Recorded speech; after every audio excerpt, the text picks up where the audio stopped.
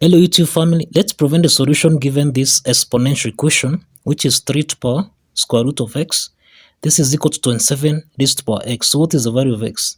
Now solution, we have 3 raised to the power square root of x. This is equal to 27 raised to the power x. Okay, so from what we have here, we can express 27 as 3 raised to the power 3. 3 to the power 3. So this means that we'll have 3 raised to the power square root of x. This is equal to 3 raised to the power 3 multiplied by x, which becomes 3x. Okay, and since the bases are common,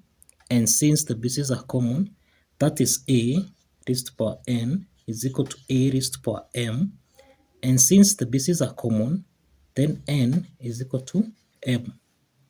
Okay, now from what we have here, we will have square root of x. This is equal to 3x. Okay, so to solve for the value of x from here, we square both sides. Let's square both sides so that square root of x squared, we just simplify and eliminate the square root sign so that x is equal to, this is 3 squared, okay, which is equal to, this is 3 squared multiplied by, this is x squared, which means that x is equal to 9x squared. Okay, now let's take 9x squared on the left hand side. So we'll have x subtract 9x squared. This is equal to 0. So how do we solve the value of x from here? We have x minus 9x squared. This is equal to 0. Okay, so you can see that x is common, so we can factor out x so that we'll have x. This will be 1 subtract 9x. This is equal to 0. Okay, so that means that we have two parts here. This is the first part and this is the second part. So x is equal to 0. That is the first value of x. So x is equal to 0. And the second part, we have 1 subtract 9x. This is equal to 0. All right, so let's take 1 on the right hand side so that we'll have negative 9x. This is equal to negative 1.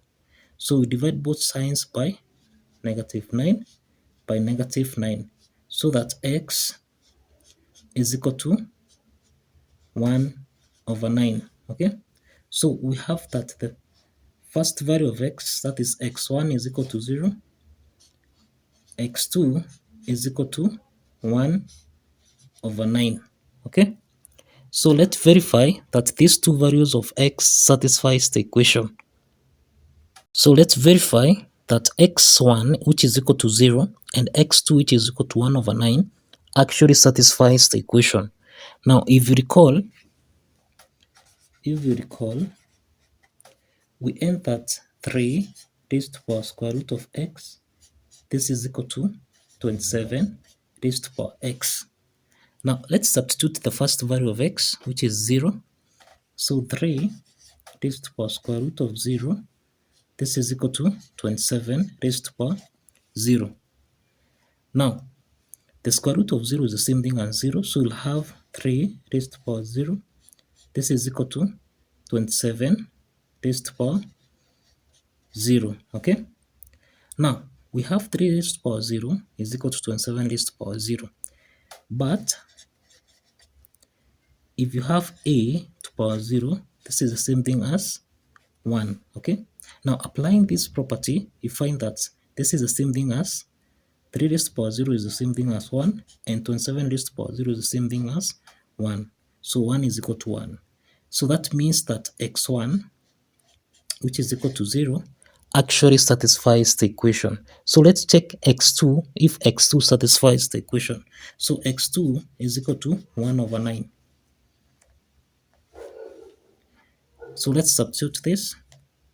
We'll have 3 raised to square root of 1 over 9. This is equal to 27 raised to power 1 over 9. Okay, now square root of 1 over 9, this is the same thing as 1 over 3. Okay, this is equal to 27 raised to power 1 over 9. Okay, but we can express 27 as 3 raised to power 3. So this means we'll have 3 raised to power a third. This is equal to 3 raised to power 3 multiplied by 1 over 9.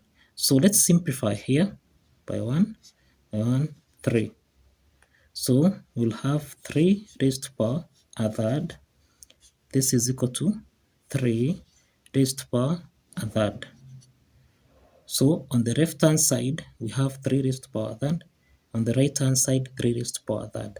So that means the left hand side is equal to the right hand side. Okay?